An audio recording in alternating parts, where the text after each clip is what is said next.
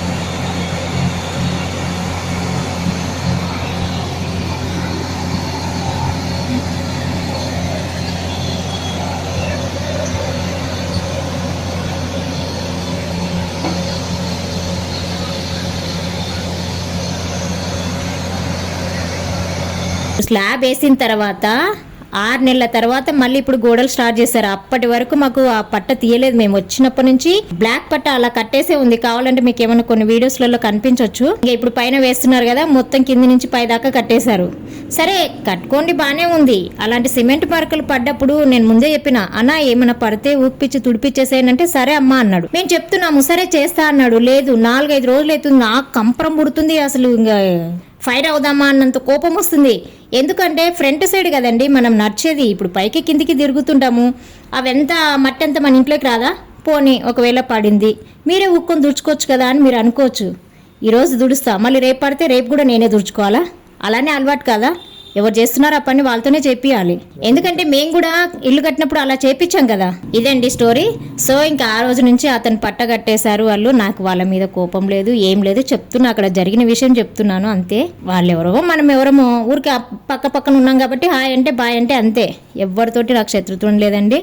అది కాక స్లాబ్ వేసేటప్పుడు ఎలా గొడవ పెట్టుకున్నారంటే, మా ఇంట్లో కిరాయికున్న వాళ్ళందరూ మా మీద పోలీస్ కంప్లైంట్లు ఇస్తున్నారు. ఆ గొడవలన్నీ చూస్తున్నారు. అంటే వాళ్ళకి ఏమనిపించుంటుంది, వీళ్ళు వీక్ ఉన్నారు, వీళ్ళని ఏదైనా అనొచ్చు అనే ఉద్దేశంతో ఏమన్నా గొడవ పెట్టుకున్నారేమో. మేమైతే గొడవ పెట్టుకోదలుచుకోలేదండి. మా దగ్గర సాక్ష్యాలతో సహా అన్నీ ఉంటాయి. మా తప్పు మాత్రం లేకోకుండా సాధ్యమైనంత వరకు చూసుకుంటాం మేము. ఎందుకంటే నా దగ్గర అన్ని ఫొటోస్, వీడియోస్ అన్నీ ఉన్నాయి. ఎదుటివారిని మేము ఎప్పుడు ఇబ్బంది పెట్టము, మేము ఇబ్బంది పడము. ఒకవేళ నన్ను ఇబ్బంది పెట్టినారా అంటే కూడా మాత్రం నేను అస్సలు ఊరుకోను. అది ఎంతదన్నా కానీ నేను ఫైట్ చేయడానికి ఇదే ఉంటా నేను. చూసారా అడుగుతున్న మొత్తం ఎంత గలీజ్గా వస్తుందో చూడండి. ఈ సందులో చూడండి, అక్కడ వాష్ ఏరియా ఎంత గలీజ్గా ఉందో. మన చేపించాము, కాకపోతే టైల్స్ గలీజ్గా ఉన్నాయి. నాకు అక్కడ అస్సలు బట్టలు వినబుద్ధి అయితే లేదు. అర్బన్ క్లాప్ లో క్లీన్ చేసే వాళ్ళు ఉంటారు కదండి, వాళ్ళని పిలిపించేసుకొని ఒకసారి మొత్తం క్లీన్ చేయించేసేయాలి. ఇంకంతా మెట్లు, బాల్కనీ, ఈ చెట్లు అంతా దీనిలో కూడా డస్ట్ పట్టి ఉంటుంది కదండి. చెట్ల మీద కూడా అవన్నీ నీళ్లు చల్లేశాను. కాకపోతే 2 కుండీలు బాగాలేవు, కుండీలు మార్చేసేయాలి. నేను పాతింటి దగ్గర ఉన్నప్పుడు వారానికి ఒకసారి ఇల్లు కడిగేదాన్ని, వారానికి ఒకసారి మొత్తం ఆ సందు అంతా కడిగేదాన్ని అండి. మొత్తం బాల్కనీ, సందు, చెట్లు మొత్తం కడిగేదాన్ని. మా బిల్డింగ్లో ఎవ్వరే కానీ కడిగేటోళ్ళు కాదు, నేను ఒక్కదాన్ని. నాకెందుకంటే నీట్గా ఉండాలనేసి కడుక్కునేదాన్ని. అందుకే మా ఇల్లు అంత నీట్గా ఉండేది. సో నాకు కొంచెం నీట్నెస్ అంటే ఇష్టము. నాకు చేత నేను ఎంతవరకు చేసుకుంటానండి. చేతగాంది మాత్రం వదిలేసి నెక్స్ట్ డే చేసుకుంటాను.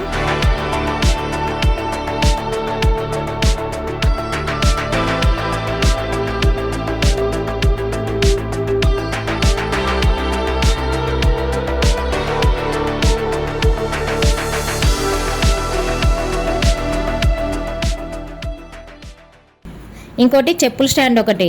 నేను ఎప్పుడు బయట కడిగినా కంపల్సరీ నేను చెప్పుల స్టాండ్ అయితే కడుగుతాను. షూలు కూడా కడగాలి, కానీ ఇప్పుడు అంత టైం లేదు. అందుకనేసి షూలు అన్ని పక్కన పెట్టేశాను. ఒక రోజు పెట్టుకొని మళ్ళీ మొత్తం షూలు కూడా కడిగేసేయాలి. అదిగాక వర్షం పడుతుంది, ఇది ఈవినింగ్ టైంలో. షూలు నేను కడిగినా కూడా నాకు రేపు మార్నింగ్కి మళ్ళీ వాకింగ్కి షూలు ఉండవు కదా, అందుకనేసి పిండేయలేదు.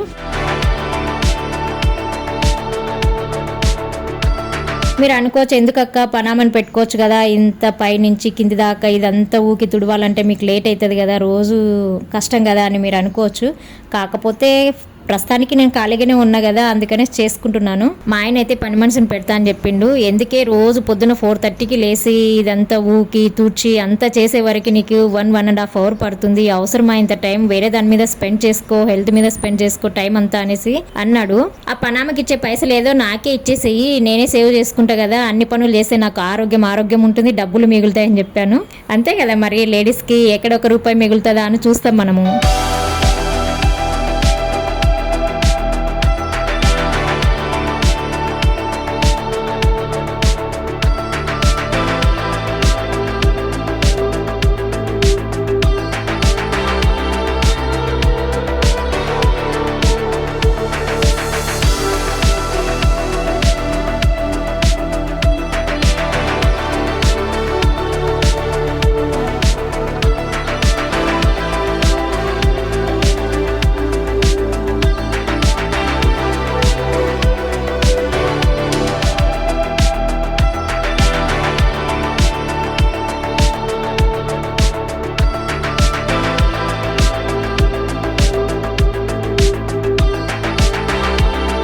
సో అంతా కడుగుతున్న పార్కింగ్లో చూడండి ఎంత మట్టి ఉందో. ఇదంతా రోజు ఎందుకు వస్తుందంటే ఈ మట్టి దుమ్ము అంతా మామూలుగా అయితే ఇంత పడదు. పక్కన ఇల్లు కడుతున్నారు కదా, ఆ సిమెంట్ డస్ట్, ఆ ఇటుకల డస్ట్ మొత్తం వచ్చి ఇక్కడ పడుతుంది అనమాట. వాళ్ళు ఎంత పట్టలు కట్టినా కూడా పడే డస్ట్ పడుతూనే ఉంటుందండి. అది కాక సిమెంట్ది కదా, ఆ సన్న సన్న ఇసుక అంతా ఏమైతుందంటే పొద్దున ఊకి నేను తుడిస్తే కదా 9-10 గంటకల్లా మొత్తం డస్టే పడి ఉంటది. సో అందుకనేసి నాకు అంత గోడలకు కిటికీలకు అంత నీళ్లు కొట్టేశాను. ఇంకా లాస్ట్ లో గేట్ దగ్గర షట్టర్స్ ముందర అంతా కడిగేసేసి ముగ్గేస్తున్నాను. అంటే ఈవినింగ్ టైం కదా, మళ్ళీ అట్లా ఖాళీగా పెట్టొద్దు కదా. ఇంకా ఇల్లు కూడా క్లీన్ చేయాలి. మొన్న పూజ రోజు ఇల్లు కడిగాను, అలానే ఇట్లనే బాల్కనీ మెట్లు అన్ని కడిగాను. అప్పుడు కడిగింది మళ్ళీ ఇప్పుడు కడుగుతున్నా. అంటే దగ్గర 1.5 month 2 months అవుతుంది. నాకు ముగ్గులు అయితే సరిగ్గా రావండి. ఏదో నా టైంను బట్టి వేసానా, 2 గీతలు గీసానా లేదా అనేది గీస్తుంటాను అంతే. క్యూటీ మొత్తం ఇది లాగేస్తుందండి వాటర్. క్యూటీ నేను మా ఆయన ముగ్గురం కలిసి, మా ఆయన అయితే మోటార్ వేసి మోటార్ దగ్గర ఉంటాడనమాట, అది బంద్ చేయడానికి ఆన్ చేయడానికి. క్యూటీ నేను కడిగేసాము, వరుణ్ ఏమో లేడు. సో పిల్లలకు కూడా మనము పనులు చెప్తూ ఉండాలండి. వాళ్ళకి పనులు చేపిస్తేనే వాళ్ళకు కూడా అలవాటు అవుతూ ఉంటుంది. లేకపోతే అలానే ఉంటే వాళ్ళు అట్లనే తయారవుతారు. సో మా పిల్లలు అయితే ఇద్దరు బాగా చేస్తారు. చూడండి క్యూటీ చూడు నాతో గడిపించినావు అన్నట్టు ఎక్స్ప్రెషన్స్ పెడుతుంది. చూసారా కడిగిన తర్వాత ఎంత నీట్గా ఉందో చూడండి. రైలింగ్ అయినా, స్టెప్స్ అయినా, కిటికీలైనా అన్ని చాలా నీట్గా వచ్చాయండి. ఎవరైనా సరే అప్పుడప్పుడు ఇలా వాటర్ పోసి కడుక్కుంటే ఈ డస్ట్ అంతా క్లీన్ అవుతుంది. మనం ఎంత ఊకినా ఎంత తూర్చినా కూడా అది పోదండి. కొంచెం వాటర్ పెట్టి కొడితేనే మొత్తం నీట్గా డస్ట్ అంతా పోతుంది. సో ఇదండి ఈ రోజుటి బ్లాగ్.